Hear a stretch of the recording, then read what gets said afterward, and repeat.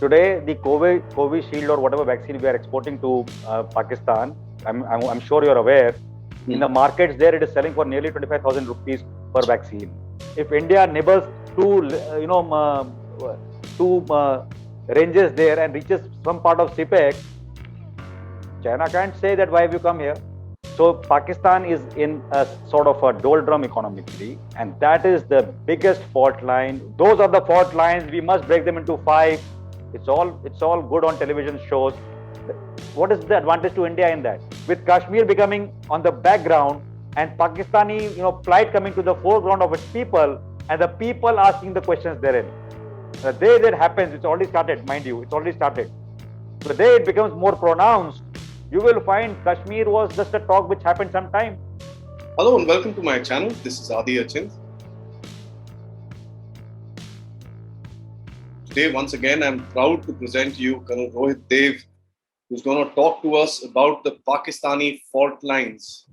The Colonel is a dynamic leader who, after retiring from the armed forces, post an exemplary career, who's also a graduate from the National Defense Academy, holds an MSc in Operational Art and Strategic Thinking, and has a very strong social media presence with his thoughts flying around about various subjects through the day. Thank you, sir, for joining me today and helping us to understand what are the various fault lines in Pakistan. Thank you, Adi. Pleasure to be on your show again. Thank you, sir. So let me start with a base level question. Pakistan, as we all know, as any other country, has many fault lines. In your opinion, which are the most important that India should look at? Right. So, Adi, when you broach this topic, actually, the average Indian mind goes to the fault lines of the sectarian divide, which is there in Pakistan. It goes to the religious divide. It goes to Gilgit, Baltistan, those kinds of NEFA states. And that is what we generally think are the fault lines. And we think that our intelligence should work there to take advantage. That is one part of the spectrum. What I visualize today, the fault line with Pakistan is a economic and a dependency for fault line, which it has developed with its relations with a nation like China. The over dependence for funds, for getting things done through China at various world forums, the dependency is so high that it seems that as if Pakistan is owned by China today, and sooner or later, there will be a case in China that economically it will be bought out by China. So Pakistan is in a sort of a doldrum economically, and that is the biggest fault line which anybody can look at, people can exploit, which China is doing to its own advantage, and while making Pakistan feel that it is to Pakistan's advantage. And the same fault line, which can be utilized for anything starting from a propaganda about its misutilization of funds, how it is wasting funds on nefarious activities, how the mouths are not being fed. So that is a fault line which can be developed through and through, which is the economic front line. The second fault line, which is now cracked up and developed in the last about 10, 12 years, is the fault line of terrorism, which Pakistan is abetting.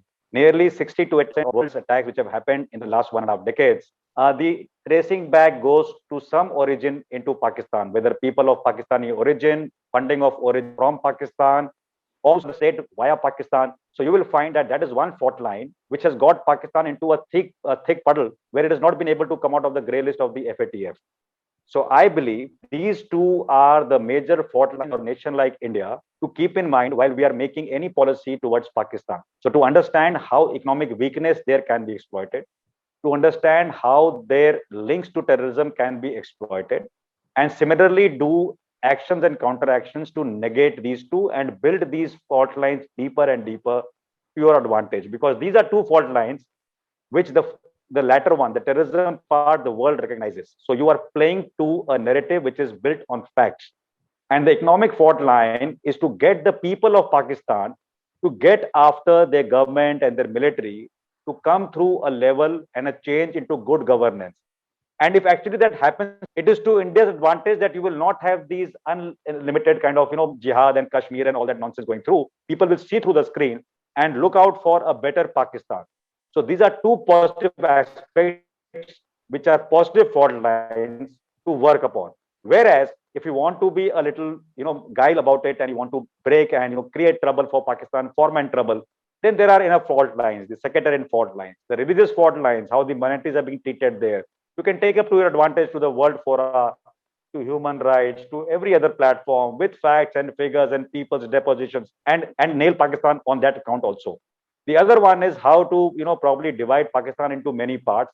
This is something which we keep hearing about. We keep hearing about this. We keep hearing about taking over POK. So these kind of things are okay and good to talk about. But as a sovereign nation, you don't want to interfere into these aspects of another nation per se. At a lower intelligence level, what is happening to gain intelligence is a different ballgame. But to interfere in somebody's activity, I don't think so. That's our official stand, from our side at all. So this is what I want to say about the fault lines of Pakistan, and I only wish that India utilizes the positive fault lines in an endeavor to reshape Pakistan to a better state, which will tantamount to a positive stature for India itself. You see, the elevation you will get as a country in the Committee of Nations is much deeper. If you fall into that tutu mame kind of a line, just because he's talking about Kashmir, you talk about something else, it's fine. You can talk about human rights. You can talk about what has to happen. You can talk about a freedom struggle internally there without interfering. So that is my short point, that a positive outlook to develop these fault lines will lead to a better stature of our nation. It will lead to Pakistan to introspect. It might lead to Pakistan to improve, because today, as it seems, in the economic realm, Pakistan is going down the drain to be bought out by China in the next 1 decade. I think that's a very, very interesting way that you've answered this question, sir, because I have watched people talk about this particular subject, and I've brought this up with you because of your differential point of view with things. All people have spoken about is Balochistan ko tod do, Sindh ko alag kar do, and this and that. I mean, those are physical I know. on-ground fault lines which are part of what you've actually spoken. But I think the economic fault line, over dependence on China, are the main fault lines that India can use to its advantage or disadvantage as well. So that's a very interesting thing I think you brought Right. about, and it's a very different way of putting it across. So thank you for that, sir. Adi, just a minute. When you talk about people, you see the sense, you see our country, the education level and the awareness of people and the youth who are going to command the next generation has enhanced over 2 or 3 decades, right? So this kind of awareness change or a surge is going to come in Pakistan someday. Whatever the madrasas have done. But beyond a point of time, people from Pakistan have also traveled abroad and come back and done things. So even if you give them a liberty of 5 to 10 decades more to change, that change will occur. And moment the citizen awareness, happens, these positive the fault lines are the ones which, if exploited, is to everybody's advantage, including Indian advantage. So when you say exploitation of these fault lines, I am sure you don't mean exactly what the rhetoric is all about, breakup of Pakistan and so on and so forth. What is it that you want to bring about when you say we need to use these fault lines to our advantages? Yeah. So like I said, for example, I will go into both the positive two domains I've talked about first. So the economic fault line is that you see currently what's going on. The challenge in Pakistan to import from India, right? There is a necessity. Today, the Covishield or whatever vaccine we are exporting to Pakistan, I'm sure you're aware, in the markets there, it is selling for nearly 25,000 rupees per vaccine, right? Whereas India is getting at 250, that too only in private hospitals because of a charge to be levied. Otherwise, it's free. So you imagine the Pakistani people. This is a news which can't be kept, under the carpet. It can't be under wraps. People know what's happening, right? So it is something which they will now slowly pick up and understand, that how is that India is able to give the medicines and the important vaccines free of cost to its people from both the poor spectrum and the rich spectrum, whereas Pakistan is unable to do so. So the exploitation is in a very positive manner to enhance the awareness. Similarly, is the awareness is that wherever report I see, when the facts come on my face, Pakistan, somebody is involved in terror funding or terror activities, and that is why we've not been able to convince FATF. It's a positive intervention. When you come to Balochistan, no, you don't have to participate in a war there. But there is a stream of the Balochis who are in exile or otherwise in Pakistan. You have seen the kind of genocide which has gone. It is a very deep fault line because that amounts to ethnic cleansing of that particular state. And when you see that, the least India could do or should do is sing in concert with the requirement of the human rights to bring up that issue. Unlike Pakistan, we are not sending terrorists across the LC into POK or to the NEFA regions to go and sort it out, right? So it is something that you are doing still positively, but there is a deep fault line there, which is there. And at some point of time, that fault line and the crevasse will become so big that it will differentiate itself from Pakistan, probably physically. Today, it is only mentally and morally and otherwise. So it's a fault line. But for no amount of that deep faith which we have that we'll do something, I am recommending that any action to be taken which is overt in nature, which is physical in nature in application of force to dissect or bisect or trisect Pakistan into anything. That should not be our aim at all. So while the rhetoric is on, while a lot of military people and thinkers think those are the fault lines, we must break them into five. It's all good on television shows. What is the advantage to India in that? Right? Still, there will be a LC and a IB which will run with Pakistan. So how will that peace come about? That peace will come about if people give up terrorism there. How will they give up? Through awareness. They will not give up by India sending terrorists, which India never does. So are we in a position to do that? Does it suit our national narrative in the international fora to gain any aura? No, it demeans us. So why should we engage? So yes, you support human rights. Like we say, the Uyghurs in China as a suppressed lot, there are a minority there. We can talk openly about it. There's nothing wrong with it. But we are not sending a task force into China or Tibet to go and sort out that issue. Unlike Pakistan, which is interfering in internal matters of India, because it finds Kashmir from its side to be a fault line, which it can, put a sword to our neck there. But it doesn't augur well at all because you're interfering with the nation directly. So India has been a nation which has never directly interfered in internal affairs of anybody. So I think that should be the broad stance diplomatically, and the political committee within our country should abide by those norms, and our youth should understand that.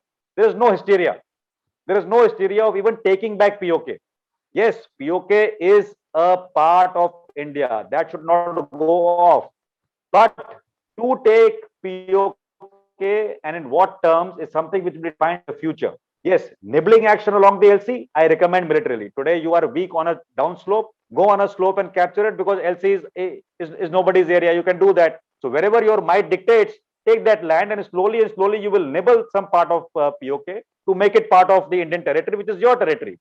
So it is our territory. But to say and go into a historical mode that Indian armed forces will be launched to recapture POK, I'm quite sure and certain in today's 21st century, it's not something what we're looking at to do in a very abrupt manner, right? So UN resolution is out of the box because Pakistan has not acceded to the first, para of that first action of that part to vacate POK. So it's not going to happen.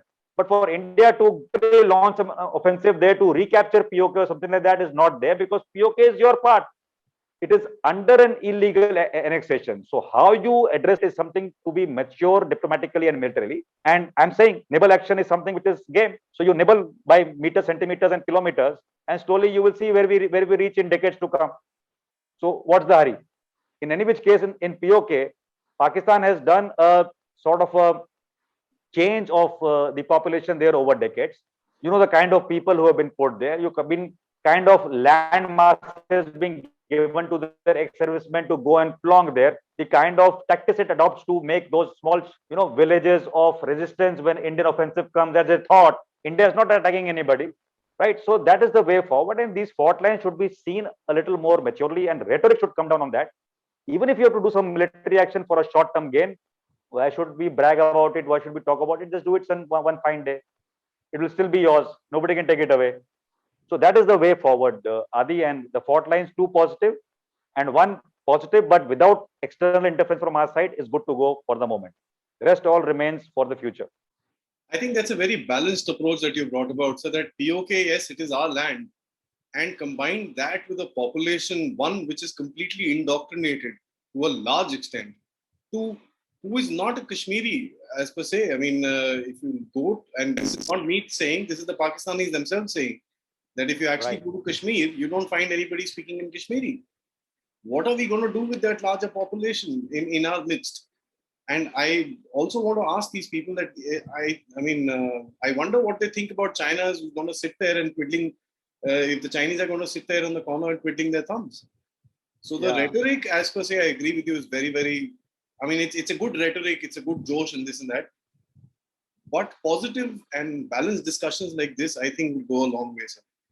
I'll give you a small example. Let me give you a military example on that. While I said nibbling action is good to go, it is a good action to do militarily and politically. Say, for example, militarily, we decide in one part of an operation when a skirmish happens, hypothetically, name any valley, say take Lipa Valley, right? So currently we have a line, assume a line, say which is hypothetically 5 kilometers, which leads into the Lipa Valley. So we have deployed X quantum of troops and put resources, which is a financial drain to the economy, to put forces there to stop the infiltration of terrorists from the Pakistan side. While we may do an operation and open into the Lipa Valley, so we will open this window and there will be now a box formed maybe of 5 by 5 by 5 kilometers. So you have increased the circumference of the POK where you have to defend with your troops and resources. You have to put smart fence and everything else there as an investment there. And you are going into a hotbed to capture, right? So when you do that, you must realize that you have to then economically give more to sustain that. So rather than those kind of options, now you assume that this is a hillock. So today, say I'm here and the enemy is on top. This is about a kilometer, right there, and I want to take it because then it accords me visibility below, and it's a downhill feature thereafter. So such features where Pakistan has got advantage on the LC, a nibbling action is better. It is economically more sustainable with the quantum of troops and deployment of forces and the other drain for logistics. And that is the way to nibble forward in any part of the POK with an intent that wherever we are at a position of disadvantage, we go to a position of advantage. That is a military requirement. And while doing so, you are nibbling some square meters and kilometers in any which case to come back to you. So that's one way of going across rather than going for a full-scale war to take back POK. I think that is not something which the current government or any other government in the future, with the economic challenges which we have in our country of the budget, the mouths to feed and all to do, gamut a military offensive like that. So it has to be thought through. It might happen abruptly one fine day also. That's not a major challenge. But are we prepared and should we do it is the question. And that timing is very important. I don't think so that happening for the next a decade and a half. And that's not our game to play for the moment. Because the responsibility coming on India to take on the mantle of a world leader does not augur well to do anything of this nature currently. While you are at liberty to nibble the LC, go into POK, you are not at liberty to launch an unprovoked skirmish, even to take back POK. So that is something which the political dispensation and the geopolitical outlook should always focus on. Yes, POK remains territory of Kashmir and Kashmir is part of India, is given. POK is illegally annexed by Pakistan, is given.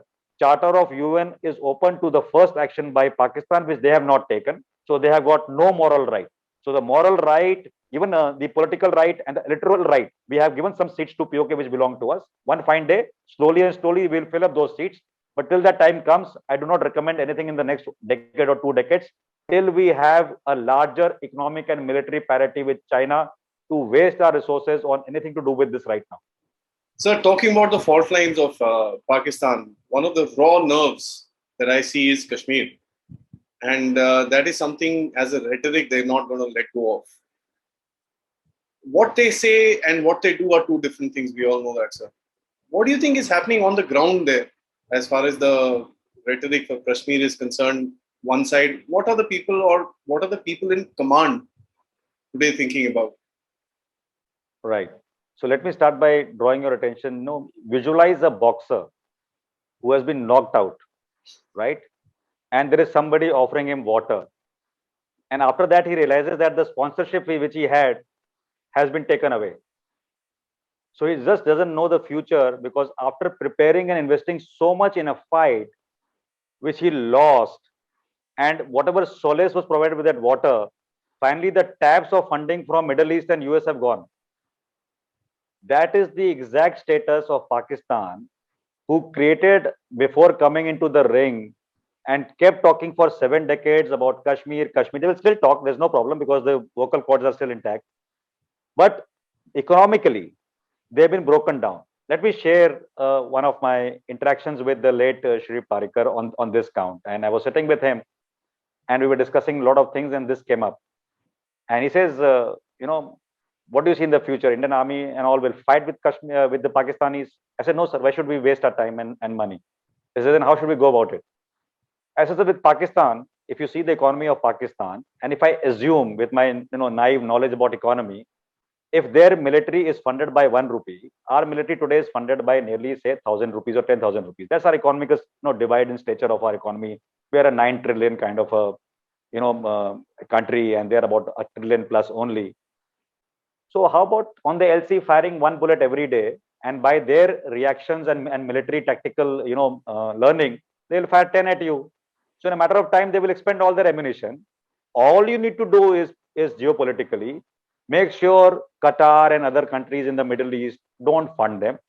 And the easiest funding which happens on various other counts to support Afghanistan or otherwise by US is also shrunk, and they come under the global watch as a terrorist state to remain thereafter like that.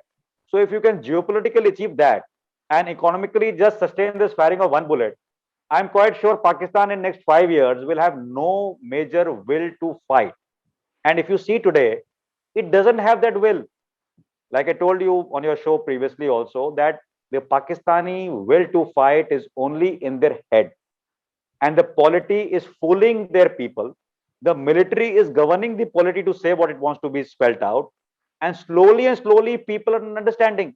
So if you go today, Adi, on say Twitter, and you follow reasonable handles in Pakistan, whether they are outside Pakistan, settled abroad, or in any other world agency, they are representing Pakistan. Otherwise, with a firm aim of not coming back to Pakistan, those people are understanding how they have misled their people into this jihad of Kashmir, how they have drained their own economy to fund terrorism, how they have been swayed by other countries, including some, starting with TUR, how they're playing up there, and how China has made a fool out of them by telling them India is your enemy all through, while itself usurping economic advantage through Pakistan. So I'm quite sure slowly Pakistani people will understand that. Having said that, there is no military capability to take Kashmir. There was a propaganda element of Pakistan which spent a lot of money to foster an anti-India narrative in the world community, including a lot of international publications, media, world agencies, by buying people through diplomatic channels. They've done all that for many years. Now they have been exposed. Even that front is getting denuded because the fact files being put up by India. You'll be surprised, before we, and while we struck Balakot, there was an apprehension what China might think about it. I think the late lady Shukma Shurwaz traveled to China that night and explained with an open dossier. That is the only reason when when that time FATF was grey listing Pakistan, and we were talking about the technical hold put by China, right? A lot of buzz in the Indian media. I was on a couple of shows with Times Now and India at that time, and a lot of defense experts and ambassadors said that China is an all-weather friend and it will put the technical hold for the longest time. I was the only novice who said, give it 2 months or maximum 3 months, the technical hold will go off this time. And the anchor asked me why. I said, if you have not understood the geopolitical might which our nation yields today, and the pressure and the spotlight on China which is coming up, China cannot take this on and on for Pakistan anymore, and the technical hold will go because of reasons A, B, C, D. And it went. So if you understand where we are heading to, we are economically cutting off the funding channels of Pakistan. We have done it beautifully. People may talk anything about this government and travels of the Prime Minister, but his focus on the Middle East, his focus on US and other parts of the world from where the funds came has been absolute. He has achieved it. The Ministry of External Affairs has achieved it. We have created dossiers to put Pakistan in the terrorism spotlight for good. It is going to stay in the spotlight for a little more time. The current talk of, let's talk again and some diplomatic overtures is something which is just an overture right now. They don't mean it. While we may say we mean it, but if they don't mean it tomorrow on a Monday and they infiltrate, that is off. The gloves are off again, right? So China has done something for Pakistan. Pakistan has done something for its own people. This entire channel has fooled the other people below it. And Pakistan will not be able to push the Kashmir agenda anymore. 370 being put. Whatever stance was taken by Pakistan, do you feel any tormentive views today? No. Not even the world media is talking about, which was pliant to Pakistani cause, pliant to their cause of funding and actually weakening India. For most people, it is not Pakistan should attain Kashmir. For most people, it's a talk about India. It's talk about human rights of India, our involvement and compliances. So there are many states and agencies working against our interest to not see us rise. So these two things were helping Pakistan for some time. So if they were 100%, with them, now it's come down to 20%, and that is the might with which our economic strength and our diplomatic strength has worked. And in all this, we have done nothing militarily except to show Pakistan its place on 2 or 3 occasions till now.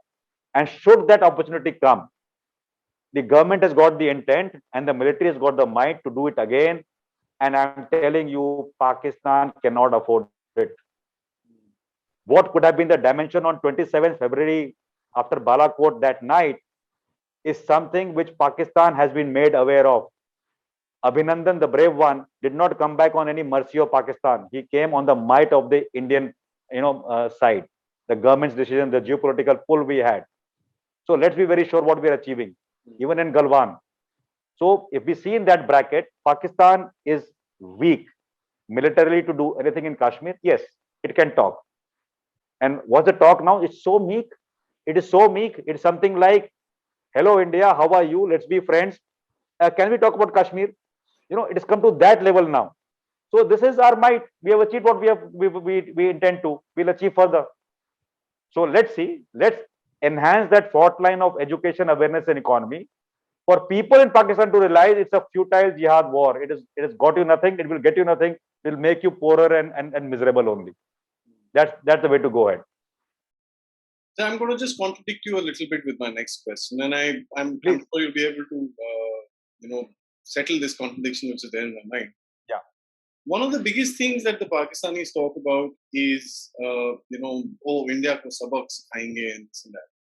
In the middle of all this stuff, ceasefire violations, highest ever in history, and this and that, we had the Pakistani army chief call out for some peace. We had the DGMOs talk and literally cool down the ceasefire. We had Imran Khan wearing the hat of a commerce minister talking about doing some trade for India. And then we had the good old U-turn that we know so very well from Imran Khan, who wears the hat of the prime minister and he says, "No, I can't do this."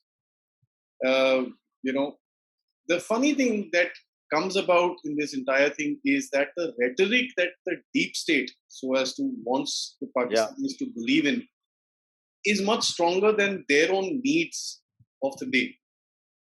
Yes. What I want to ask you is, how far is this going to last? Right. So let me put it in two angles. First is the Pakistani angle. Right. So first, the minor point that what we owe them, what they owe us. If you see export import, whatever we import, those five major components of import, I'm quite sure Adi, India can do it within our own country, or we can take it from any other country. But what we export to Pakistan is so critical that it can't rely on any other country except maybe China. And China is not a good manufacturer of many things, including the anti-COVID vaccination. So that is what I'm referring to. That is why the dichotomy there. The deep state which you talked about. Now, let me tell you, the deep state is not something which is emanating from Pakistan alone. The deep state is a well-funded organization. It can be multilateral in terms of agencies, if not countries. And the money is being poured. How was Pakistan successful to run its jihad in Kashmir is not entirely for the last few decades Pakistan money. So on the name of being the caliphate and leading the Islamic caliphate and taking that mantle, Pakistan sought a lot of funds from the Middle East. It was pumped in, right? So should I call Middle East a deep state? No. But the funders who did it intentionally to make sure that the religious sentiment of Pakistan prevails over India, they are a component of the deep state. Similarly, when you see somebody called a Soros in the world who funds not only Pakistan directly, but through the Middle East, somebody in India to create problem in India, it's the deep state. So it is those political fundings and geopolitical fundings. I don't want to name an institute on your show. There are many NGOs, right? How are those funds suddenly landing up and we are getting traces? So how difficult it is for us to understand that the same fund is using multiple opportunities, including Pakistan, to fund it, to foster problems for our nation, knowing fully well that Pakistan is deep seated in its hatred towards India and the Kashmir drive. So, any funding through Pakistan is going into jihad against India, into Kashmir, enabling people to raise human rights issue on the vocal cords and the media, and that is the Pakistani role for the deep state.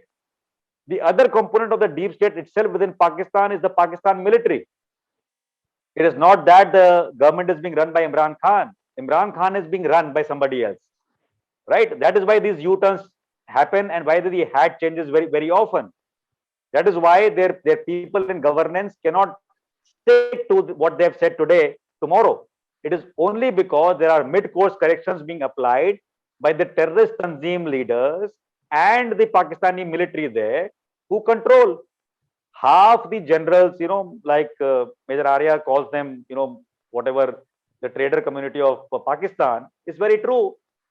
So if your military has got economic interest, they will enable it to be sold to the Chinese because the money is coming in faster, to be sold to Pakistani equipment and war machinery because it is coming in cheaper with a lot of bribes coming in. Right. So that is one part. The other part is how the other people who are funding this deep state. And mind you, if you take India as a growing economy, the way we are growing and crossing the trillion mark by the year, and if you see us challenging the role which we have to play and saying we need a bigger role in UN, we are a true leader, we are leading the climate change thing, we are leading the renewable energy, we are leading so many platforms worldwide, we are a civilization which is moving ahead, we are giving you yoga. If you see the entire campus, gamut of things, India is not saying I'm a superpower power militarily, but with this population and the youth, we are the world market. We are driving manufacturing inside. So obviously there will be somebody in the world who is not happy with that to happen. That may include certain nations. And then those nations find ways to fund people and agencies which can act against our interest. And one of those methods is Pakistani terrorism which is coming into Kashmir. Pakistan has got the intent and the motive. With the coffers going dry now, it needs for more funds. Somebody is funding. Right. So if you look at it this way, it is no contradiction. Pakistan has got its mind. It cannot breathe without Kashmir being, spoken. The day Kashmir resolution comes by and both governments agree, what will the next government fight for in Pakistan? They will have to look back at their millions unfed mouths and they'll be hounded. But today, with the hysteria, Kashmir, they are carrying a crowd of fools and illiterates and malnourished people who still believe in that proposition. But the day this cause dies, Pakistan has got introspection and deep one in that. So you can understand the turmoil it can create. And I am looking at that same fault line to work in the next decade, with Kashmir becoming on the background and Pakistani, plight coming to the foreground of its people and the people asking the questions therein. The day that happens, it's already started, mind you, it's already started. So the day it becomes more pronounced, you will find Kashmir was just a talk which happened sometime. It may resurface with more funding. If so, for example, tomorrow FATF is taken off because of some reason and funding starts again, you mean to say next lot of $3 billion coming from US will go into Pakistani development? No, 2.9 will go into jihad, 0.1 will go into pockets of the generals and their politicians. It will be same story again. So I'm quite sure, let's propagate this to the Pakistani people through whatever media we can to make them aware that you've been fooled enough. And Kashmir is Indian territory. And the sooner they realize that, the better for them. True, sir. I think that's it is for a society to kind of rise up on itself to figure out what is happening in India. And then till the time the Pakistanis don't do that, it's going to be a big fault line for us. As a matter of fact, I look at it like that, sir. So, last question. Pakistan has another side to itself physically, which is Afghanistan. They are meddling in Afghanistan affairs. They had a senior army person, General Hamid Gul, who used to be literally in bed with the Taliban and doing a whole lot of other things with them. My question, sir. Now, with the Taliban issue with the Afghans peace process and all that stuff which is happening right now, India being on the table, the Russians being on the table, the Chinese being on the table, no matter which way the decision goes, one, if the decision is with towards the Democratic Party, they are not going to accept the Durand line, which they even talk about today. If it's with the Talibanis, they're going to create trouble for the northwest frontier province of the Pakistanis. The Pashtuns will stand up, and a whole lot of other trouble will start up for the Pakistanis. I'm not saying India should start anything on its own, but it's going to be pretty organic what is going to happen in that place. Both ways, Pakistanis are in trouble. Looking at that, Pakistan is going to create a big fault line with the Chinese, because if the Afghans, the total width of Pakistan is not that great. If the Afghans are going to come closer and closer to the CPEC, that's going to become a big problem for the Chinese as well. How do you see this whole situation opening out? Right. So let me just dwell on history just for about 5 seconds. So historically, what it meant was US came to the ground, they created good Taliban, things happened, and Russia was pushed back, right? History. What's happening now? In the same peace process, as per Secretary of State, probably mid of March, when he started with the initiative, now you had the Russian minister coming through India and going to Pakistan. So which are the key states now? The key states which want peace accord to be amicable to all of them: US, Russia, India, China, Pakistan, Iran, besides the small main country which is called Afghanistan. So the others are going to decide the future of Afghanistan. Afghanistan may not have a direct role play in the peace process itself. You've heard what the Pakistanis have said about the India being part of this, peace process. They're not keen for it. They take us as, people as outsiders. It will remain. So any process in which India is a party will be challenged. Now I'll give you a twist here. So US wanted Russia out, right? You think Russia has forgotten that? With the growing power which Putin wields and the kind of bonhomie he had with the previous US dispensation, and unlike other nations where figures decide the geopolitics, US, I'm quite glad and quite fortunate to tell you, doesn't do that. So people said Trump will go, Biden will come, and China will eat US. It's happening similarly what Trump said. So there is no major change of the geopolitical stance. Biden is even more harsher on China than we imagine right now. So I thought about something 2 years back or 3 years back, and I said, there is a troika which has got a major say if it plays its cards well in the resurgence of the old Afghanistan and the peace process. And that troika is US, Russia, and India. And why I say that is geopolitical. India is a country which had traditional good ties with the Russians, still maintains very good ties with the Russians, and in no way India is letting this tie go off. We have strategic ties there. We have developed from a near zero relationship beyond words to a physical strategic relationship with the US right now, with both of us involved in multi-flora kind of arrangements worldwide, including the latest being an commitment to the Quad. These three countries, because of their money, their intent and power, and also the proximity insofar as direct intervention can be done by even Russia is concerned, are in a position to dictate some terms. The amicability of those terms have to be digested by two countries who speak the same language as, not I can say father and son, but as say master and servant, is China and Pakistan. And what Pakistan wants China to say, unfortunately, for last 2 years, when President Trump rose the issue, China has not uttered a word. Why? Primarily because China understands that the larger might, if it has to prevail between any one of us minus US, will be the Russians. Right? So see Afghanistan from the point of view that if a superpower is going off, and that is the American intent, then a superpower will step in.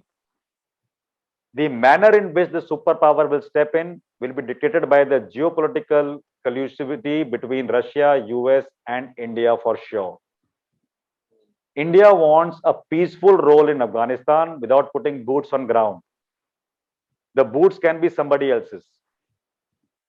And now the challenge is that the land border proximity and the infiltration of Pakistan into Afghanistan is something which can create initial turmoil for this peace process to shape. And we have seen facets of that in Afghanistan in the last 1.5 years.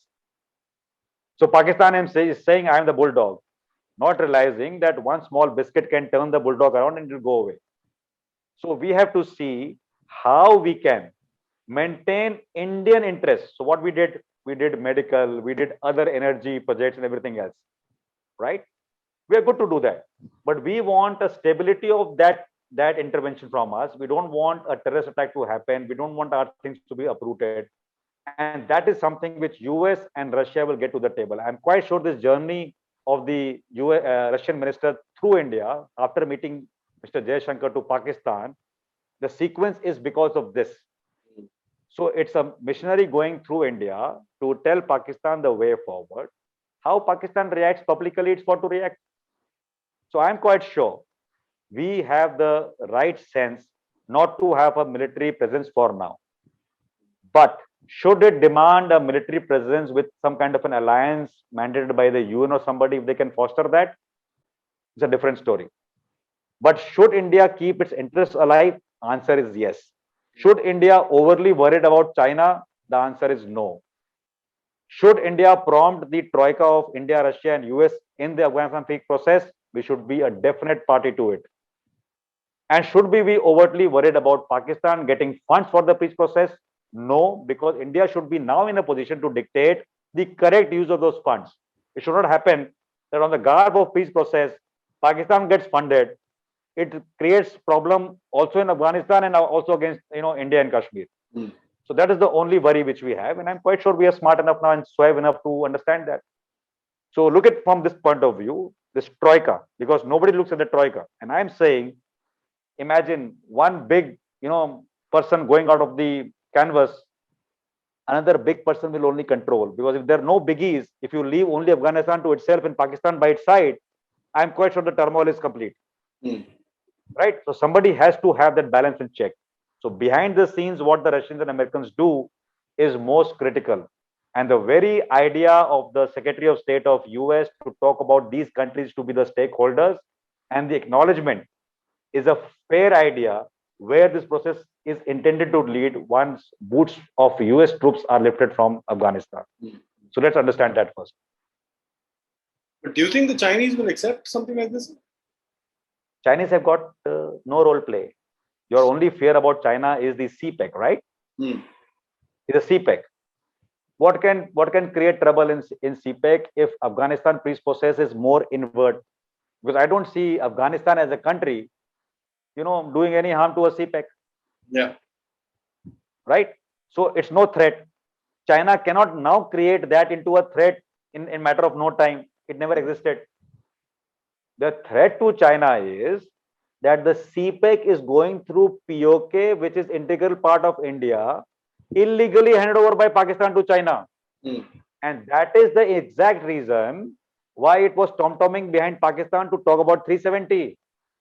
370 is not about Kashmir.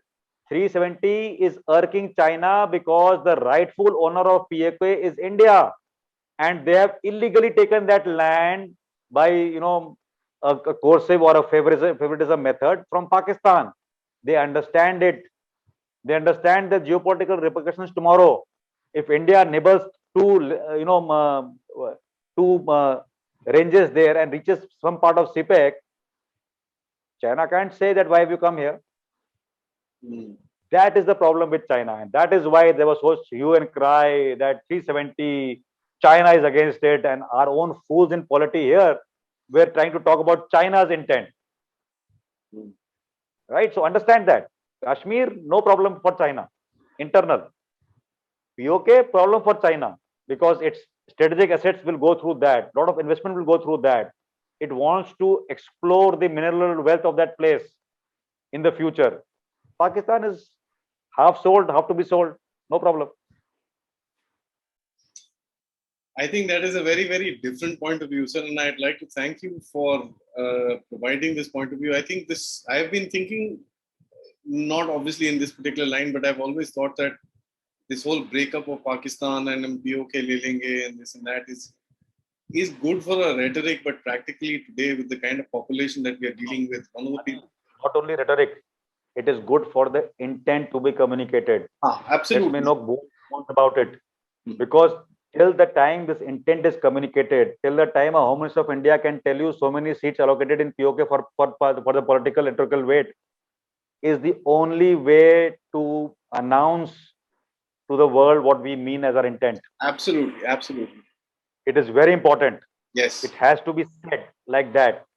And even if people say that POK is ours, there's no doubt in it. If somebody says हम ले लेंगे, very good. As long as they don't say कि कब लेंगे.